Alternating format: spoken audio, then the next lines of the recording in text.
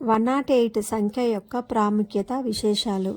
ఉపనిషత్తులు 108, అష్టోత్తర నామావళి 108, జపమాలలో పూసలు 108, చంద్రునికి భూమికి మధ్య దూరం చంద్రుని వ్యాసానికి 108 రెట్లు ఉంటుంది.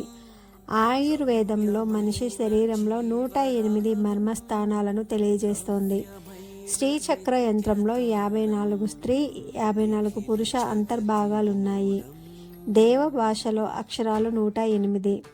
భరతుడి నాట్యశాస్త్రంలో నాట్య భంగిమలు 108. 108 ప్రదక్షిణాల వలన మంచి ఫలితం ఉంటుంది. 108 సార్లు హనుమాన్ చాలీసా వంటివి చేయడం వల్ల సకల కోరికలు సిద్ధిస్తాయి.